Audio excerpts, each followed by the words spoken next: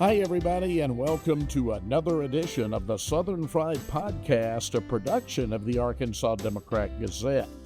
I'm Democrat Gazette Senior Editor Rex Nelson, and delighted to have back on the show again the litter czarina, Capi Peck, Little Rock City Director.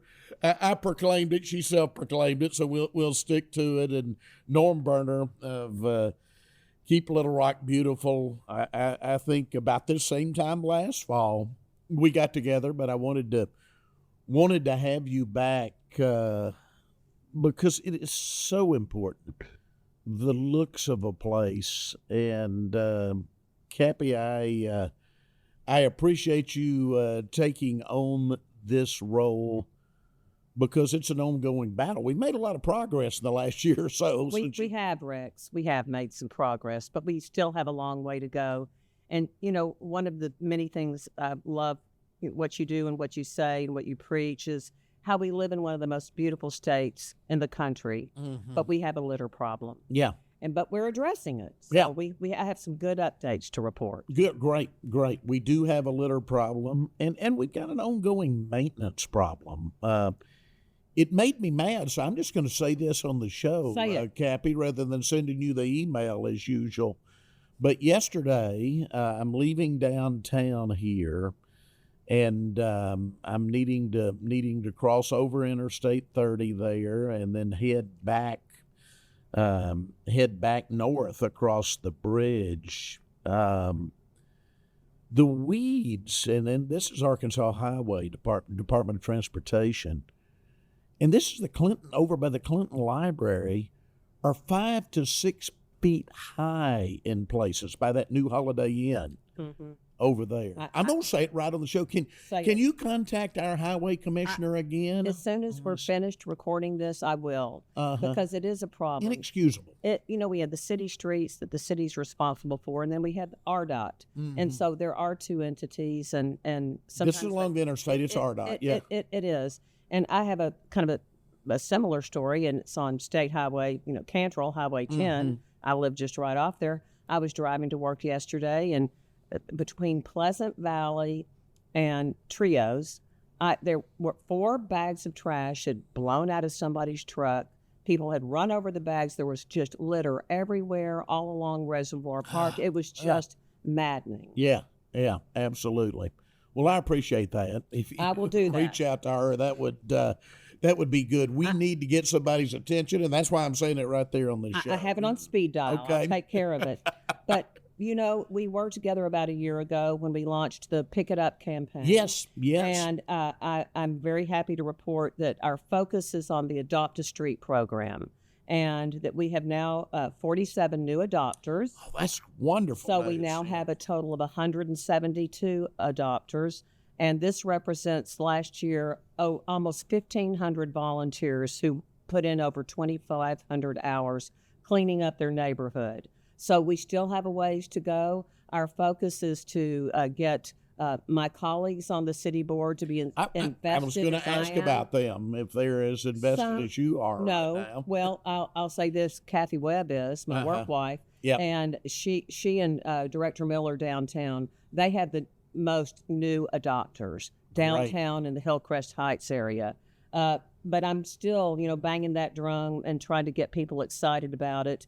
But the Pick It Up campaign. We're very pleased 1 year in to the success that we've had, and we're still just trying to galvanize residents and businesses to take ownership in reducing litter. It's a matter of civic pride, like you say. We're a welcoming city. We have so many wonderful assets, but what kind of message does that send to visitors or new businesses that want to locate here, or just to us personally if our roads and parks and trails look like crap? Yeah, absolutely. So I am pleased at the progress we're making there. We do have a long way to go, but this is something that I preach on a regular basis to my colleagues on the city board. And if you want to get involved, it's so easy to adopt a street. We have cleaned up the reporting program. All of this lives on the city website under the Public Works domain. That's where the sustainability office is. They're a very important partner in this. and it's very easy. And you just have to pick up trash 4 times a year, document it, and then you get one of those cool signs with your name on it. And now we make it easier. We've got a QR code on the sign. You can report how much you picked up.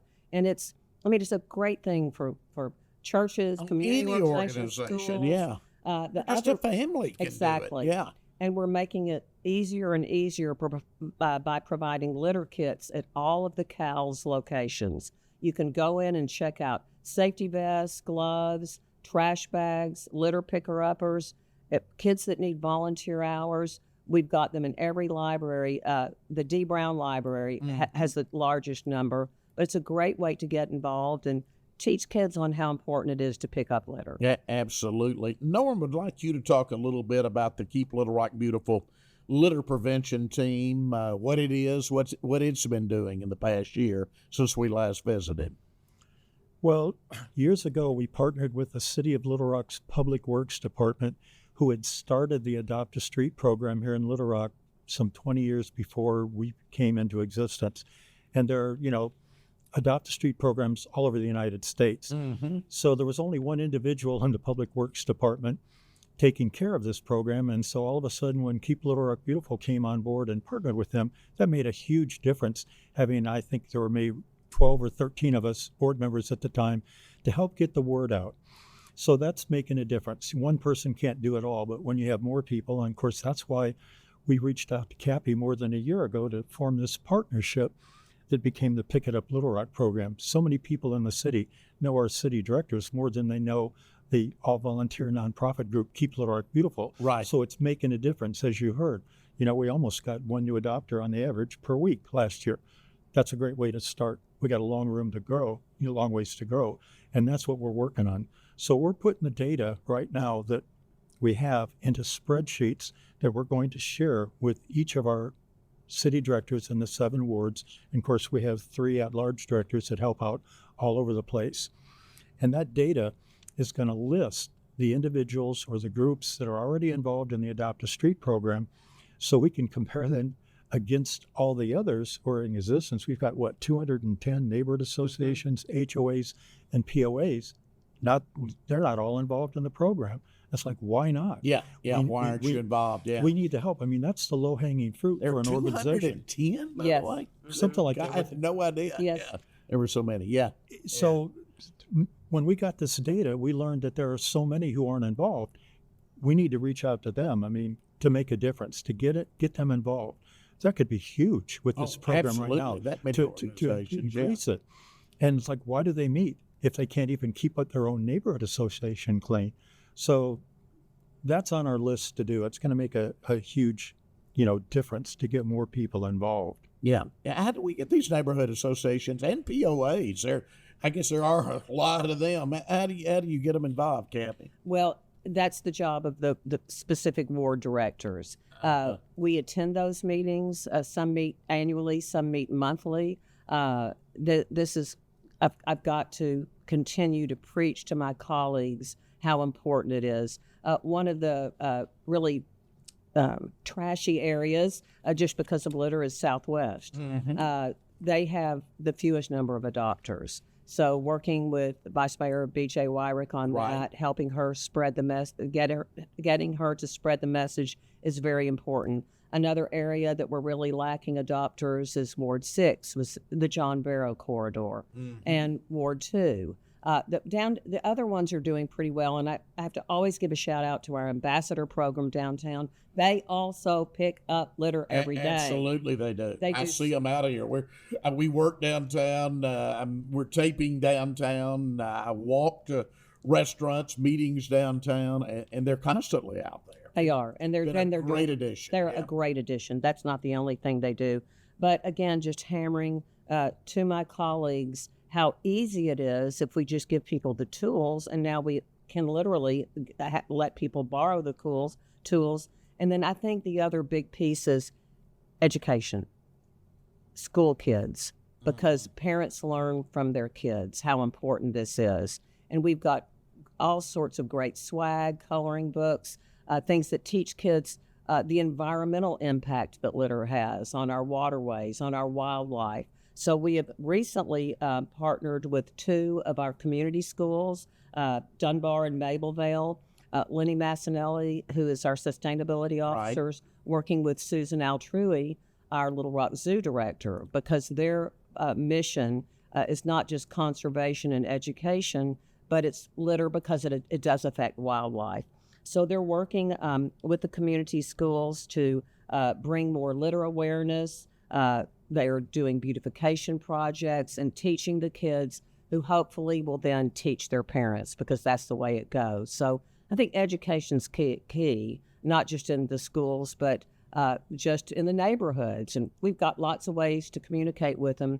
I just need to light a fire under everybody, like the fire that's lit under me. Exactly.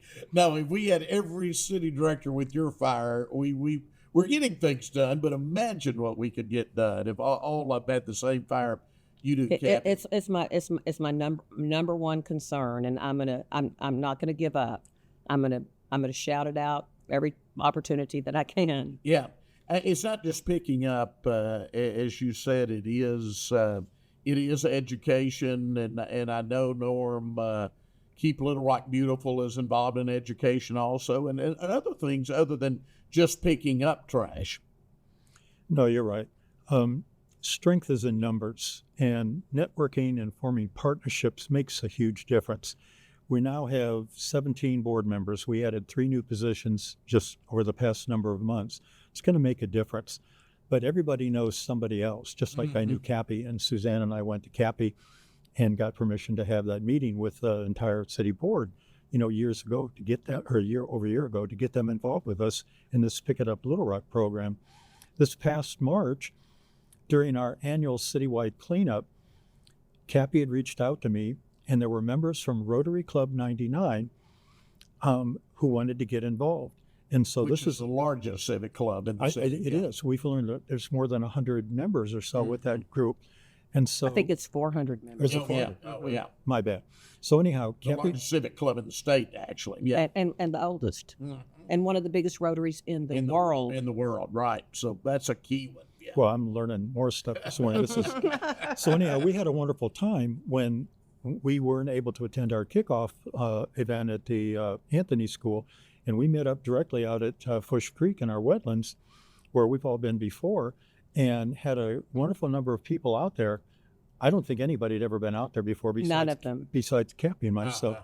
So they learned firsthand the difference that could be made by cleaning up, and how the litter gets out there to begin with, coming in from all the creeks that feed into Fourche Creek that spoil the natural beauty that's out there.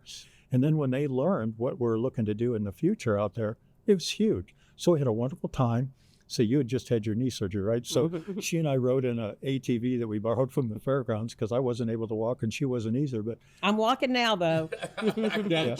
So we had a great time out there. So that makes a difference. And people learn, especially from a large group like that, how they can get involved in other things to make a difference. And Rex, Fourche is what really brought my attention to the litter problem. Maybe 15 years ago, we just put the boat ramp in at Benny Craig. Right. The trash booms were there. I was in a canoe. People were in kayaks, and I was just appalled at what I saw. Norm got me out there on the water, as we discussed a year ago. About this time, wasn't it? It was in the fall. So, I guess it was. Water was low, I remember. Yeah. That's what inspired me. And when we had 15 or so Rotary members who didn't even know where or what Fourche Creek was, how important and valuable an asset it was, and one, your Rachel O'Neill, she lives downtown. She is Democrat Gazette, picks up litter all the time. She was at Fourche, and I mean, it was just like light bulbs were going off and going, oh my gosh, this is so important. It's just not our neighborhood streets and parks and trails. Look at this important asset, and look at what we're doing. Yeah. In fact, I am speaking of old organizations. One of the oldest in the city is the Little Rock Garden Club, as you know, and they had me speaking this fall, a little later, coming up on Fourche Creek after I'd written about it a year ago. So they do amazing work out there at Audubon. Yeah. So hopefully educating some new people about what's going on there.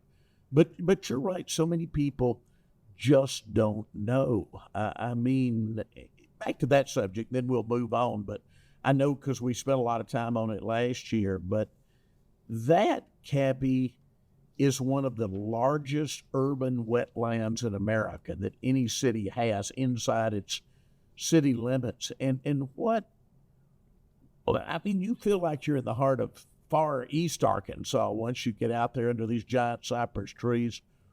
What any city would give to have that in their city, and yet we've really never taken advantage of it from a recreational standpoint. But we're getting ready to. And we're about to, yeah. But we've got to clean it up. So many people that throw their styrofoam cup out. All those drains. Yeah. Guess what? It has to go somewhere. That's where it all empties. Guess where it goes? It goes into the Fourche. Absolutely. So, Norm, I know your love for that area, and you have really, have made a lot of people aware of what's there that they just didn't realize. I mean, they'd driven to the airport all their lives and never paid attention to what was under those bridges there, what was under them.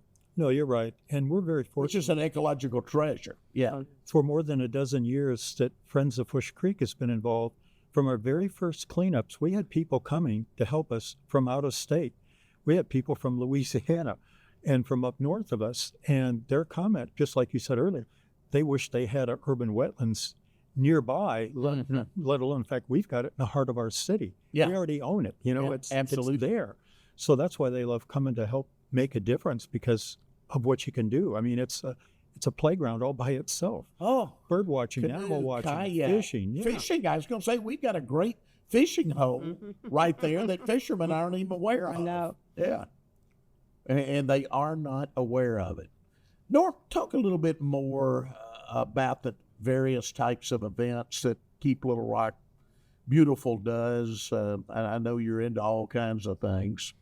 Well, this is a very busy time of the year for us with outdoor public exhibits. But throughout the year, we've been involved in the Food Truck Festival. So that's lots of people come by our booth to find out who we are, what we do, why we're doing it. It gets bigger every year. And we have photos out there and even some short videos on a laptop to let people see.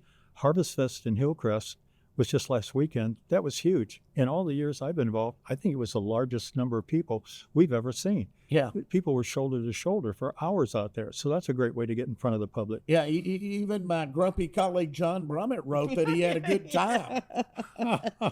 Cappy, have you ever seen Brummett write that he had a good time somewhere? Never. I love you, John, but I never have. Exactly. I was shocked when I read that. Brummett actually enjoyed something. So we're set up again at the Arkansas State Fairgrounds. That's the largest event that takes place in Arkansas throughout the year.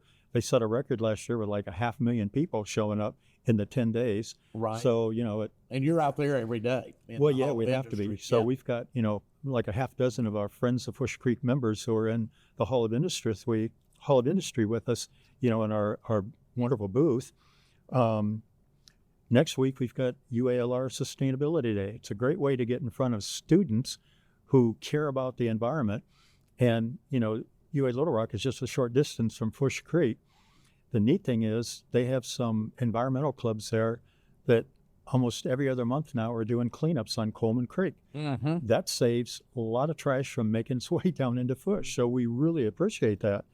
The Arkansas Cornbread Festival, I think it's on hiatus this year, but we're involved with that. So these are just wonderful ways to get out in front of the people. There's still, to this date, when we have our booth set up, people have never heard of us before. They don't know what's going on. And we ask, where are you from? Well, we're in Little Rock. So we've got to do other things to get the word out. And we certainly appreciate the Southern Fried Podcast because it makes a difference. Yeah, and Capi knows because I'm bothering her all the time with litter issues. Keep bothering me. I feel so strongly about it. I mean, first impressions do matter. I had breakfast this morning with Jack Thomas, who does economic development for the Little Rock Chamber, and we were talking about that very thing, Cappy, as they bring in site selectors and CEOs. That trip from the airport into downtown, it's appalling. That's going to matter to them, that first impression. And right now they're going to see those 7-foot weeds along I-30 as they check into their hotel downtown. Could not agree more. And the port is thriving. We are doing such a good job with economic development. But first impressions matter, Rex. We both follow that Revitalize or Die. Yep. Love that site. I do too. But first impressions are everything. And if you're courting, an international business or a local business to come and create, all these good things in our city with jobs and just a new tax base. We have got to keep things clean and tidy, or people just are not going to want to do business here or live here. That's right. Absolutely. And it just comes back to, like you said, education. But sometimes education is beating people over the head over and over again, and that's why I keep having you guys back. And I stop beating them over the head. Yeah. I when I'm out and about, I usually have my Pick It Up T-shirt on. At the walking billboard, and people will stop and ask me about it. I have a little card that I can give to them. And by the way, you can buy those Pick It Up T-shirts and some other swag at the Green Corner store in Soma. So thanks to the Green Corner store for being so invested, because they're in Soma, they get it, and they're also interested in sustainability. And this is so much a part of sustainability. Yeah. As most of you listening know, Capi is one of our best-known restaurant owners in the state, and I want you to talk about your restaurant initiative a bit. What you have. Thank you. Trying to get going in that area. Well, we've been trying for a long time, and we were very close to launching it, and then COVID happened. And then, like so many other things, it just got put on the back burner. But we are launching it again. Again, this is through the sustainability office at the city. We've made it a lot easier. And believe it or not, this has impact on trash, because we're talking about not using plastic bags, not using styrofoam cups, asking somebody if they want or need a straw, bringing in your own takeout containers. We have a very simple pilot program. The zoo and trios will be the first to be certified. And then I'm going to be working with my friends in the restaurant business to work on things about like recycling, making sure that you're recycling your cardboard, plastic, glass, compostables, taking a look at your packaging, really trying to get rid of the plastic bags and styrofoam, and then asking first. It drives me crazy when I get takeout, because believe it or not, I eat at places other than Trios, and they're giving me, napkins and plastic forks. Well, I'm going to go home and I have those. I was going to say, even dining in, Capi, a pet peeve of mine, please quit bringing me a straw with my iced tea. Any true Southern can tell you don't drink iced tea through a straw. Absolutely. So we have trained our servers. Straws on me. Ask first. I don't want a straw in my tea or in my water. Yeah, I don't either. And I can't remember the statistics. Susan Altrui told me once how many millions of straws are in the waterways, and a bird gets hold of that. Yep. I mean, that's a death sentence for a lot of the wildlife. So it's an initiative that we're finally going to launch. The restaurants will be able to get a claim to put on their door to show people that they are a green restaurant. Some of the other things that need to be included, you need to offer at least one vegetarian or vegan dish, a plant-based dish on your menu, and it's easy. I'm encouraged. I'm happy we're finally getting this off the ground, and couldn't thank the zoo enough. They're a great partner. They really are. Susan does such a wonderful job over there, and that makes me happy to hear that. Well, good luck on that. Thank you. Thank you. That is key. Norm, give us some updates. I know you get some updates on other things that are going with Keep Little Rock Beautiful.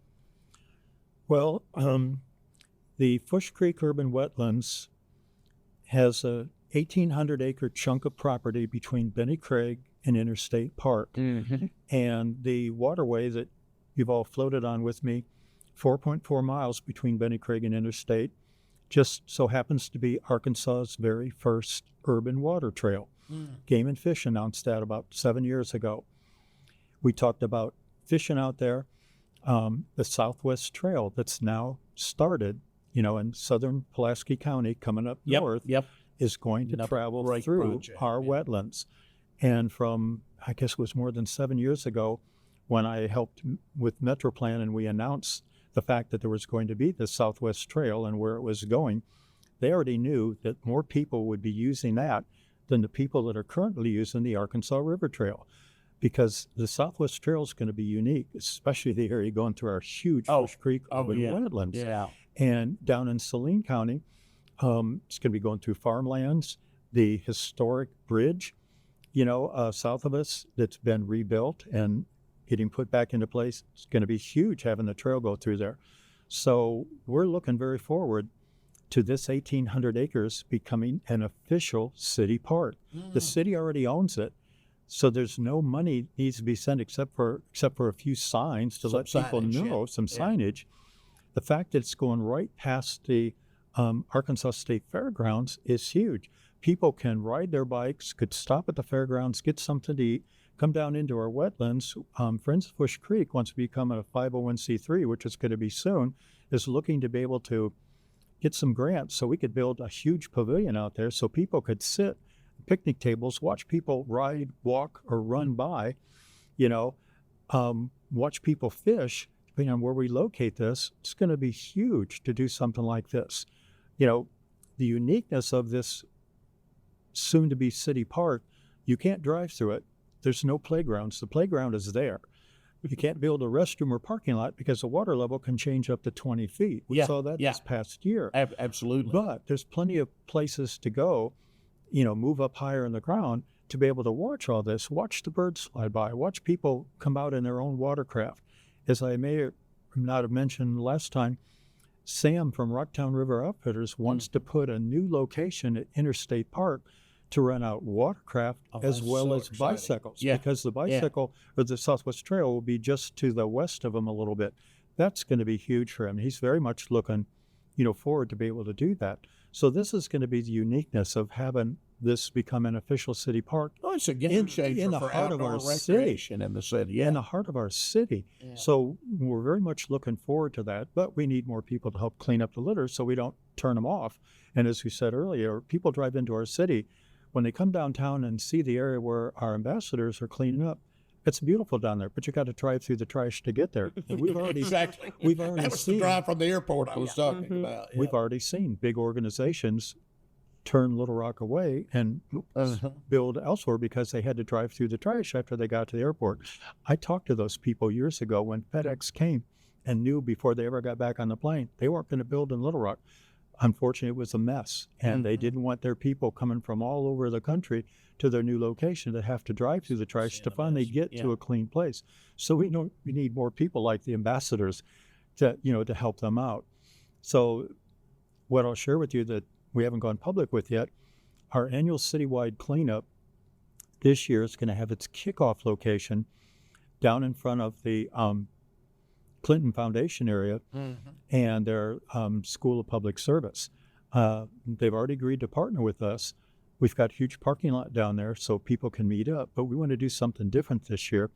Instead of having maybe 50, 60, 70 organizations across the city doing a cleanup, we want as many people as possible to come downtown to do like a huge Adopt a Street program.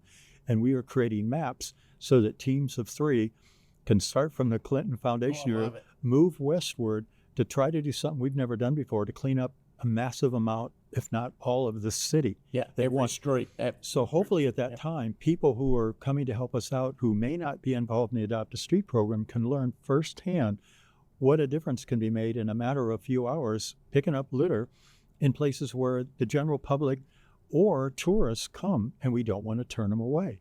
So we've never done something like this before that massive, and we're going to do it this year. That's a great idea. To make a difference.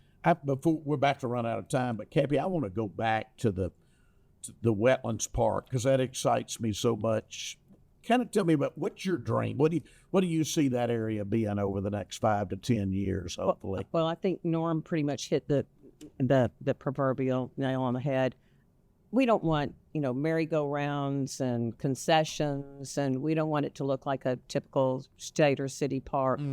We want to preserve the natural beauty. And for more than anything, have it be an education piece.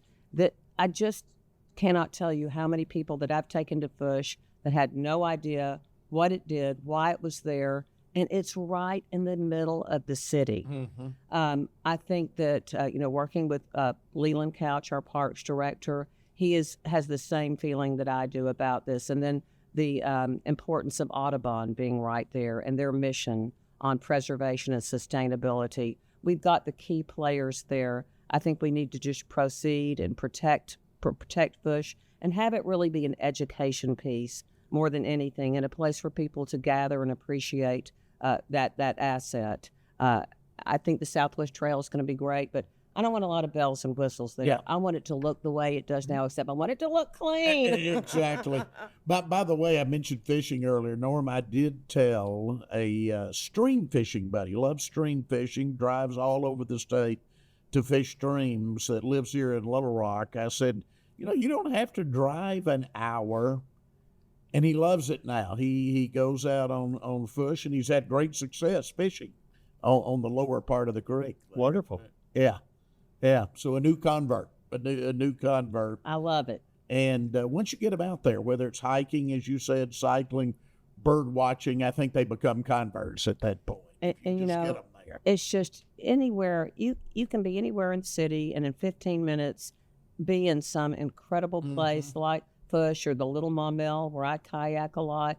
I mean, we have such an abundance of natural beauty right here in the county, in the city limits. You just have to seek it out. I think a lot of people did that during COVID. Oh, they did. And found new places. And found new places. And those places are continuing to grow. So I tend to be the eternal optimist, but I'm not going to shut up. I'm calling RDOT as soon as we finish this. Please don't. That's why I started the show that way, so we'll end it the way we did. RDOT, it's your state capital. Yeah. This city is your state capital. You should take more pride in it than anywhere else in the state. Take some pride, especially down there at the Presidential Library. We're getting ready to have a wonderful $200 million addition with a Hillary Yes, it's going to be incredible. It makes me just shudder and just want to cry when I see how trashy the neighborhood around it. Yes. Yeah, absolutely. And Petaway's doing a good job. We have to do more. And I think education is key. That's right. Well, we're going to keep beating them over the head, so, if that's what it takes. I will not give up. All right. City Director Capi, Peck, Norm Berner of Keep Little Rock Beautiful. Thank you all so much for all you do. Thank you, Rex. All right. We'll see you next time on another edition of the Southern Fried Podcast, a production of the Arkansas Democrat Gazette.